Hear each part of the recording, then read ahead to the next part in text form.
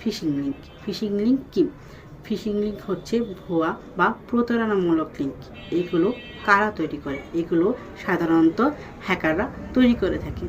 এগুলো তারা কেন তৈরি করে? আমাদের মতো সাধারণ মানুষদের কাছ থেকে তারা তথ্য এবং অর্থ হাতানোর জন্য এই ধরনের লিঙ্কগুলো তৈরি করে থাকে। এখন আসি এই ধরনের লিঙ্কগুলো কোথায় আসে এবং কিভাবে আসে আমাদের কাছে।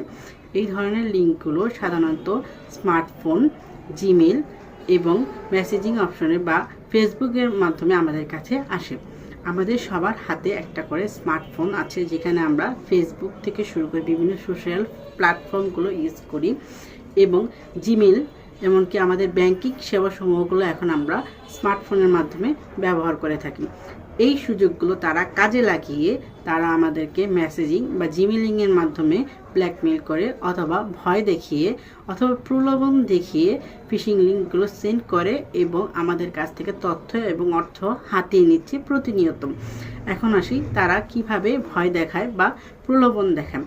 তারা আমাদের মেসেজিং অপশনগুলোর মধ্যে বিভিন্ন প্রলোভন সেট করে থাকে, যেমন এই জিনিসটা পাওয়ার জন্য বা আপনি 10 লাখ টাকা দিয়েছেন বা আপনি 10,000 টাকা দিয়েছেন, এর জন্য আপনাকে এই লিঙ্কে ক্লিক করতে হবে, অথবা আপনি একটি আইফোন জিতেছেন এই জন্য আপনি এই লিঙ্কে ক্লিক করুন।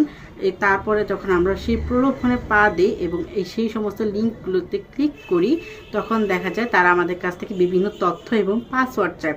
তখন আমরা সেগুলো দেই, দেওয়ার পরে একটা ওটিপি নাম্বার আসে।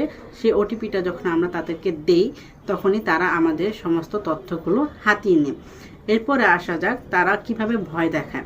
তারা ভয় দেখায় যে আপনি আগামী 10 মিনিটের মধ্যে আপনি এই লিঙ্কে ক্লিক না করেন তাহলে আপনার অ্যাকাউন্টটা ফ্রিজ হয়ে যাবে বা আপনার অ্যাকাউন্টটা ডিঅ্যাক্টিভেট হয়ে যেতে পারে অথবা ডিলিটেশন হয়ে যেতে পারে, বা আপনার অ্যাকাউন্টটা আমরা জব্দ করে নিয়েছি, আপনি এই লিঙ্কে ক্লিক করুন।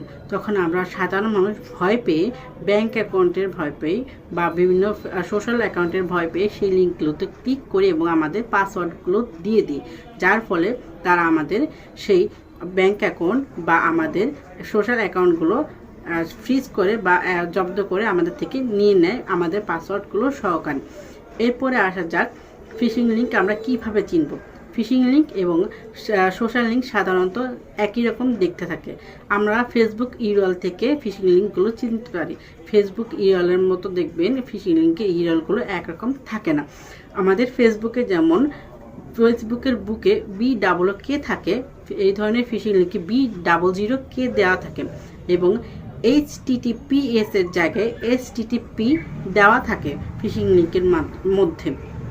এরপর আসা যাক আমরা ফিশিং লিঙ্কে কেন পা দিব বা কীভাবে ফিশিং লিঙ্কে আমরা মোকাবেলা করবো। আমরা ফিশিং লিঙ্কে কখনোই পা দিব না, বা এই ধরনের যে বললাম BOOK এর বদলে যে B00K থাকে তাহলে আমরা কখনোই ফিশিং লিঙ্কগুলো ওপেন করব না, এবং HTTPS এর জায়গায় HTTP থাকে তাহলে সেইগুলো কখনোই আমরা দেখব না বা ওপেন করবো।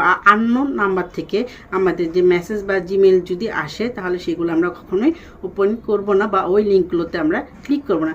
যদি কখনো আমরা ক্লিক করি বা আমাদের আইডি বা আমাদের অ্যাকাউন্টের কোনো কিছু যদি চলে যায় তাহলে সাথে সাথে আমরা ওই অ্যাকাউন্টের সম্পর্কে বা আমাদের ব্যাংক অ্যাকাউন্টে যদি চলে যায় তাহলে ব্যাংকের সম্পর্কে আমরা সম্পর্কিত হবে, আমাদের ব্যাংক অ্যাকাউন্টটা ফ্রিজ করে বা বন্ধ করে রাখবো যাতে ওরা আমাদের ব্যাংক থেকে কোনো কিছু না নিতে পারে। এবং আমরা সাইবার অ্যাকাউন্টে বা সাইবার ক্রাইমে আমরা গিয়ে একটা FIR করব এবং আমাদের অ্যাকাউন্ট আমরা ফেরত পেতে পারি এই ধরনের হ্যাকারদের কাছ থেকে। ধন্যবাদ এতক্ষণ মনোযোগ দিয়ে আমার কথাগুলো শোনার জন্য।